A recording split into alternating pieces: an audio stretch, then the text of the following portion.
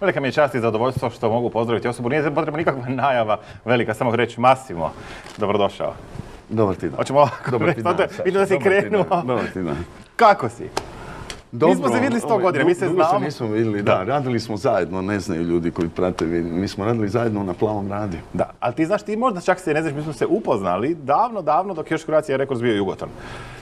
Ali to je skroz toliko davno. To je bio onaj tvoj prvi album i Benzina i svašta nešto, ja sam bio... Ne, to je bio prvi album nakon Domovinskog rata, tako reći. A onda je prvi bio Stranac u noći. Ne, prvi album je bio 83. Sjaj u tami. I Sjaj u tami, točno. To pripada periodu rada sa grupom Dorian Gray, gdje sam ja pisao svu glazbu. Tekst za Sjaj u tami je radio Branko Terzić, inače izvrstan tekstopisac. Pokojni Čupić je također pisao na prvom albumu, a već na drugom albumu Zoran Cvetković, koji je bio gitarista u Parnom valjku, koji je malo pauzirao od Parnog valjka, je došao kao ritam gitarista u moj bend. Meni je prepustio solo dionice, ali je počeo pisati i tekstove. Ne? Nakon tog snimanja drugog albuma imali smo poslovnih neuspjeha, predugo smo snimali, previše novaca potrošili i to nas je koštalo benda. Poslovni neuspjeh nije neuspjeh ako se ustaneš i nastaviš dalje. U principu, apsolutno. I tvoja karijera toliko godina na sceni i vjerujem da nisi doživio ovo sada nešto gdje zapravo ne možeš nastupati zapravo. Na onaj način na koji si, što se kaže da jučer navikao, dakle da je neko u veljači to pričao, rekao bi. Da, mislim da mi je neko to pričao bilo kada. Sve djeluje kao jedan čudan futuristički film Ridleya Scotta. I živimo ga. To je sada postala realnost. Međutim, ja sam imao 11 koncerata ovo ljeto. Zašto? Zato jer imam izvrstan tim sa kojim surađujem. Cijenim svoj tim. Uvijek mi je važno da tim bude nagrađen. Da tim bude nagrađen na vrijeme. Da nikome niko nije dužan nešto. Ne? Da sve klapa, da sve ide kako treba. I da svi sa puno elana i volje rade. Jer ako se imalo volje i ako se imalo elana, moglo se i ovo ljeto muzicirati. Što sam dokazao sa svojim bendom. Mi smo čak u Beogradu imali koncert na teniskim terenima na Kalemegdanu, gdje su se poštivali ti propisi 2 metra udaljenosti, oni okrugli stolovi pa 6 osoba, ali je bilo prodano skoro 1000 ulaznica i to vrlo skupih ulaznica, tako da da se, samo se treba konsolidirati, treba se osvijestiti i treba se priviknuti na tu jednu novu realnost. I treba krenuti i treba raditi. Apsolutno. Ja to radim cijelo vrijeme. 2013. sam bio na tvom koncertu posljednji put u Pulskoj areni, bilo je čarobno. I malo prije kad smo razgovarali, prije nego što smo sad sjeli pred kamere, si rekao, pa od onda se svašta promijenilo, kaže, da izgleda još... Od onda mi samo rastemo. Kažem mi, jer stvarno to nije zasluga samo mene. Ja sam okružen fantastičnim kompozitorima koji čuvaju neke posebne pjesme, izgleda samo za mene u nekoj ladici. Drugo, stalno nam je u interesu rasti, tako da publici se sve više i više odužujemo. Na koji način? Tako da kada publika dođe na koncert, da ne vidi prevelikih razlika između nastupa nekog stranog benda i nastupa nas. Dakle, glazbenik uvijek ima izbor, pogotovo glazbenik solista koji je na čelu svoje piramide kao što sam ja. Hoćeš li si nakon koncerta kupiti jedan BMW ili ćeš nagraditi publiku i sebe jednom fantastičnom produkcijom? Ja uvijek biram produkciju, ja uvijek biram rast, nego osobna neka materijalna zadovoljstva. Kako se miri? Dakle, glazba je biznis, glazba je umjetnost. Kako se to miri? Ja kad gledam tebe, gledam i brojne druge glazbenike, dakle imaš osjećaj, dakle, umjetnik koji, kako da kažem, samo je glazba tu, ali mora biti taj biznis komponenta, inače, kako da kažem, ne može se funkcionirati. Ja moram priznati da sam jako kasno naučio. Jako sam kasno naučio i to sam žestoko platio. Imao sam jednu predivnu suradnicu koja se zove Martina Crnković, koja je imala velikoga iskustva u organizaciji koncerata i ona mi je ali bukvalno kao 4-godišnjem djetetu objasnila što je PDV. Ok. Što bi za mene bilo dobro? Koji poslovni model? Onda je ostvarila izvrsne kontakte sa jednom knjigovodstvenom kućom koja se brine o svima praktički uspješnim glazbenicima u Hrvatskoj, gdje se za mene odabrao jedan personalizirani način, ajmo reći, legalnosti u poslovanju, a to je, recimo, meni je odmah bilo rečeno, za vas Massimo nije imati firmu. Jer vi želite funkcionirati brzo, žestoko, podizati novac koliko vam treba i davati novac tamo gdje je potrebno i koliko je potrebno. Ne? Ako imaš firmu, za svaki izvučeni novac moraš prikazati neke troškove i to mene strašno opterećuje. Znači papiri ne. Papiri, u tom smislu ne, ali ja kao obrtnik, dakle, ne mogu sad pravdati neke enormne troškove i tako dalje. Ali uvijek imam na umu da PDV nije novac koji je moj.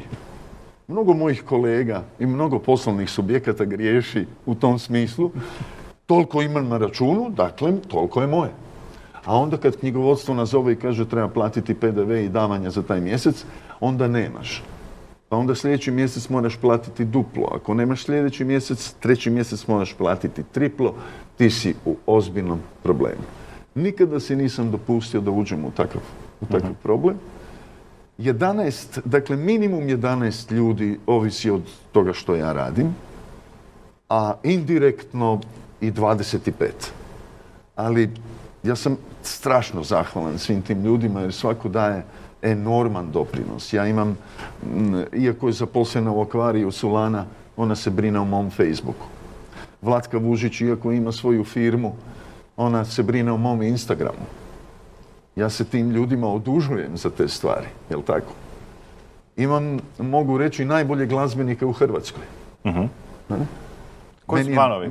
Meni je bas, na primjer, uvijek se u glazbi kaže bas i glas. Dakle, to je ono što je najvažnije kod glazbe. To je ono što najviše pogađa slušatelja. Na basu je Alen Svetopetrić koji svira na A strani već godinama. Dakle, i tu gotovo. Dakle, na klavijaturama je Gojko Tomljanović koji 20 i nešto godina je radio sa Josipom Lisac, koji je radio sa Dinom Dvornikom u onoj njegovoj najuspješnoj fazi. Ivan Pešut koji je na gitari je apsolutni virtuoz svoga instrumenta. Mnogi snimaju na svoje albume udaraljke i tako dalje. Ali onda kada treba to predstaviti uživo, onda im je skupo voziti čovjeka. Ali ja, ako snimim udaraljke, ja ću ih imati i uživo. Pa je dio benda, i to punopravni član benda, i Boris Popov na udaraljkama. Marko Matošević na bubnjevima i jasno nikad ne mogu zaboraviti Brunu Urlića, maestra, koji svira jednu fantastičnu prastaru violinu, ne odustaje od nje, ne želi svirati električnu violinu, želi imati taj drveni zvuk i svi su strašno angažirani. I osjećam taj reciprocitet u respektu. To je jako, jako važno. Moj bend to nisu ljudi koji su plaćenici. To su ljudi koji vole to raditi sa mnom, vole putovati sa mnom. Najviše volimo nakon koncerta svi se naći kod mene u apartmanu i onda rezimirati kakav je bio koncert, gdje možemo popraviti koji detalj i tako dalje. Sa nama uvijek putuje naš ton majstor, jer ono što ide iz zvučnika, ono što publika dobiva, to je apsolutno najvažnije. Dakle, zamisli da imaš tako fantastične glazbenike, a ovisiš o nekom ton majstoru koji je tu, eto, po defaultu, to si ne smijemo dozvoliti. Što se time događa? S time se događa da na put ne možemo ići samo sa jednim kombijem. Kombi je samo za bend, opremu binsku, ton majstora i vozača.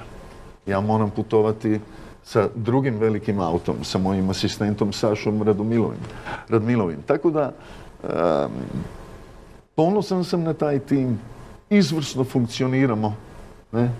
Ali sad, znaš, kako si ko napravi svoj mali svijet velikih ljudi, tako ćemo biti. Koji je plan, sljedeći album, sljedeći koncert? Gdje te mogu doći gledati? Pa ja sam sada već 17. ovoga mjeseca u areni u Varaždinu. Ne? U areni u Varaždinu ima taj Varaždin Fest. Ja mislim da, ne znam ko je prvi dan, znam da je Toni Cetinski također. Će biti dan prije mene. Onda sam ja sa svojim bendom. Strašno mi je drago što ćemo svirati novi raspored pjesama, jer jako je teško napraviti dobar raspored pjesama. Dobar raspored pjesama je kao montaža filma. Moraš imati uvod, zaplet i rasplet koncerta. Ne?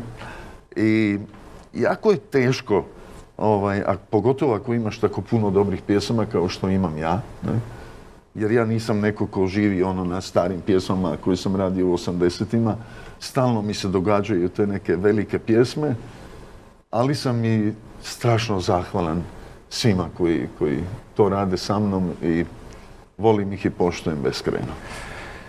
Imaš pregršt velikih pjesama, kako si odabrao i ovu koju ćeš nama danas izvesti? O čemu se radi i koja? Ima jedna zanimljiva priča o toj pjesmi. Recimo, pjesma Iz jednog pogleda je učinila to da moja karijera doživi kvantni skok.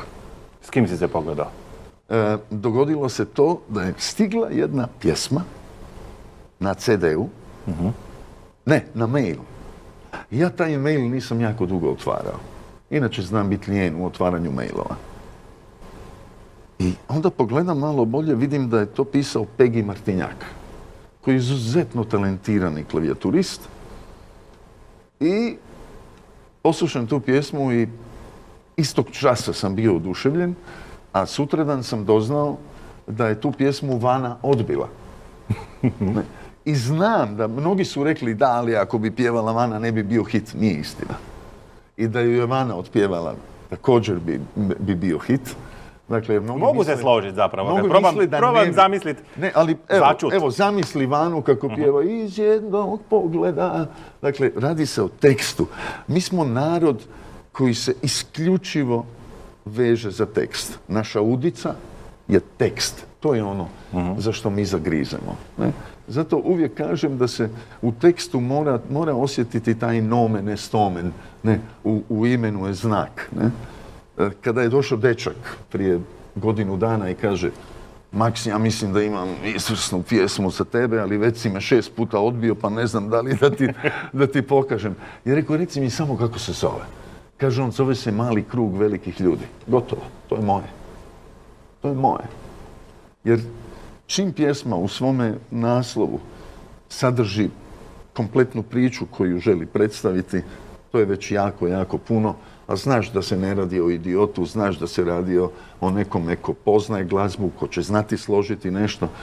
A kada ja prihvatim pjesmu, tada ja palim svoja 4 mlazna motora i onda, jer ja sam tu do kraja. Za svaku pjesmu koju snimam, ja ginem za to.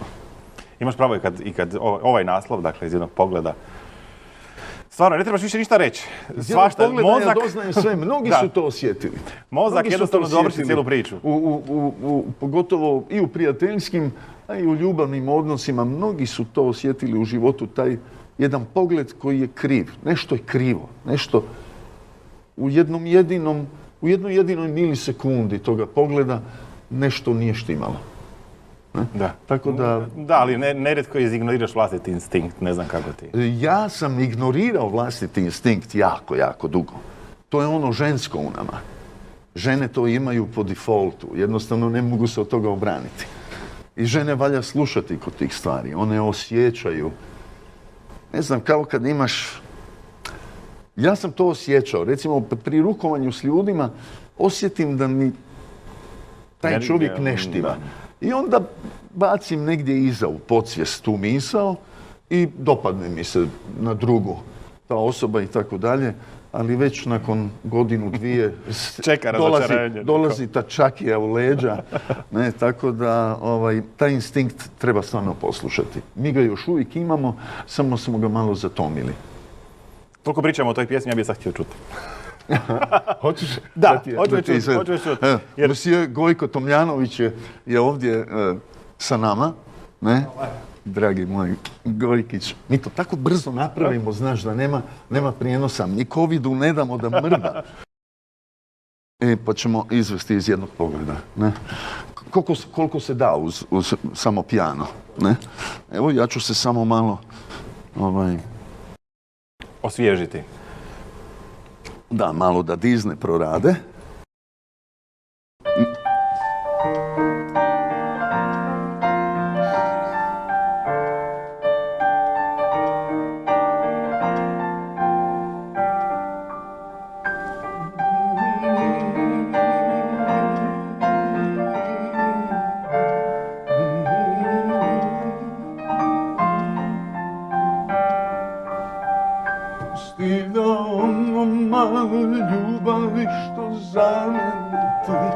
Još čuvaš, padne sada na ovaj stih.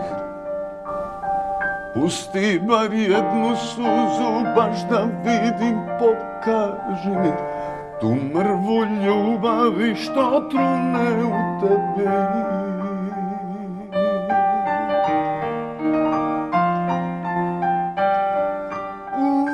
Iz jednog pogleda ja doznajem sve zbog jednog dodira. I to ubija me, ljubav se rodila, i odvela te u neke tuđe i nemirne, al sretnije ruke.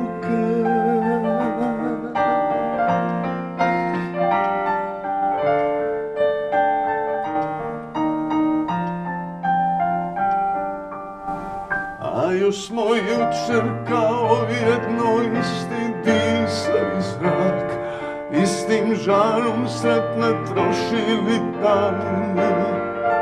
Jer kao nema toga što bi nama stalo na put, a na kraju sve u 3 riječi stane. Iz jednog pogleda ja doznajem sve zbog jednog dodira. I to ubija me, ljubav se rodila, i odvela te u neke tuđe i nemirne, al sretnije ruke. Iz jednog pogleda ja doznajem sve zbog jednog dodira. I to ubija me, ljubav se rodila, i odvela te u neke tuđe i nemirne, al sretnije ruke.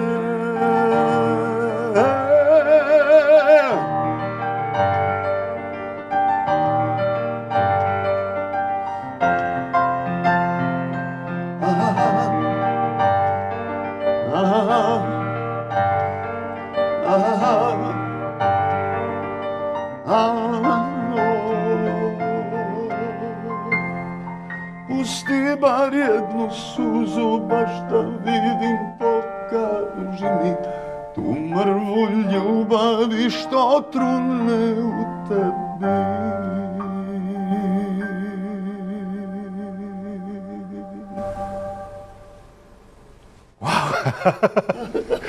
I sad bi bio nekakav pljesak da nije ova korona i da nije ova situacija, ali bi sad sjedi publiku i svašta nešto i ta energija, ali tvoja energija je nevjerojatna koliko se osjeti. Jel tebe troše pjesme? Izuzetno me troše. Izuzetno me troše kompozicije. Evo, ton majstor može smanjiti ovaj mikrofon. Da, ovako. Na primjer, ako poslušate opuse nekih velikih ljudi u nas, pogotovo sa muške strane glazbene industrije, mnogi su godinama spuštali intonacije svojih pjesama. I neki su išli do oktave niže. Ne? Ja smatram da ako izvodim Sjaju tami, koju sam snimio kada sam imao 20 godina, a kada sam imao 20,5 godina, ta pjesma je izašla na albumu. Kad sam imao 20 godina, jasno da mi je glas bio puno viši, puno više impostacije. Na momente je malo bilo ono paja patak, ne, kad se čujem danas. Međutim, ona je snimljena u C duru i ja je i danas izvodim u C duru. Jer ja mislim da ta strelica kojom gađam srca publike, ne, ako je taj luk glazba, ne, i ako tu strelicu napnem na C, onda ću probiti ono srca i duše publike. Ali ako spustim intonaciju, ta je nit flah. I strelica će mi plk ovako pasti ispred publike nekoliko metara i neće napraviti ništa. Jasno, kada iz perspektive 58-godišnjeg čovjeka ideš izvoditi pjesmu kao Sjaju tami iz originalnog tonaliteta, ima da se stvarno pripremiš. Dakle, moj život je život skoro pa vrhunskog sportaša, svakodnevno šetanje sa psom na svježem zraku, paziti što se jede, kako se jede, kada se jede. Na dan koncerta ne smijem pojesti praktički ništa jer se bojim da ću kod dugih tonova da će mi se dogoditi da podrignemo mikrofon. To se ne smije dogoditi. Ne? Iako operni pjevači kažu da se treba pojesti dobar steak, ali svako funkcionira drugačije. Da, troši me strašno, troši me do recimo kila i 80 deka do 2 kile gubim po koncertu. Ne? Tako da meni nije problem biti šlank jer se stalno dajem i više od 100%, ali imam osjećaj kad se ne bi tako davao da bi mi publika okrenula leđa. Imali bi pravo. Mogu samo reći u ime publike hvala ti. Hvala tebi, Saša. Hvala ti i što se trudiš i što daješ sve od zapravo sebe i što ti je na neki način publika na prvom mjestu i taj doživljaj i vidi se da voliš to što radiš. I ti jesi to što radiš. I kod svaki vrhunski, ti si spomenuo vrhunski sportaš, ja mogu reći i vrhunski biznis i sportaš i umjetnik. Dakle, daje sve od sebe, stalno se priprema, stalno se trudi i teži boljem i teži prema naprijed. I ovo što smo vidjeli sada je Business for Excellence studio, dakle, biznis za izvrsnost. Dakle, sasvim Meni je strašno drago da me je pozvala firma Biznod i da su nas pozvali ovdje da razgovaramo i o ovom segmentu poslovanja u Hrvatskoj. Jer Švedska je, a Biznod dolazi originalno iz Švedske, ja sam u Švedskoj živio 2 godine. Dakle, tada je bio popularan pokojni Tihomir Varga, kojeg su svi zvali Tini Varga, koji je radio Kad misli mi vrludaju od Aerodroma, od Boje, drugi album, Sva čuda svijeta od filma, Zanani Mani, Dodirni koljena i tako dalje. Ja sam odlučio kod tog divnog producenta otići šegrtovati. Htio sam naučiti tehnologiju snimanja. Kada govorim o frekvencijama da znam što govorim. Kad govorim o milisekundama da znam što govorim. Jer od toga se sastoji jedno snimanje. I u Švedskoj sam užasno puno naučio. Ima samo jedna situacija koju želim ispričati. Idem ulicom i jedan vrlo potrošeni čovjek, praktički u dronjcima, kaže, molim vas, imate li jednu cigaretu? Ja kažem, imam. I on mi daje 1 krunu. Ja kažem, ne, a on kaže, da. Nema besplatno. Vi ste meni dali cigaretu, ja vama krunu. Koliko god da je siromašan, on zna kako stvari funkcioniraju i kada su poštene, kada su dobro postavljene. Tako da sam strašno puno naučio u toj zemlji i ta iskustva mi i dan danas koriste ovdje. Masimo, hvala ti još jednom na dolasku, hvala što si bio s nama i nadam se da ćemo sljedeće godine se i možda i ponovno družiti i da ćemo imati publiku. Dame i gospodo, Gojko Tomljanović. I Saša Čiramilac. Ćao. Hvala ti, Masimo. Poštovani gledatelji, svi koji ste nas se pridružili, koji ste evo bili s nama svo ovo vrijeme, hvala vam što ste bili s nama. Zahvaljujem ime našeg naravno domaćina tvrtke Bisnode i nadam se da se vidimo i da se družimo sljedeće godine. Srdačan pozdrav.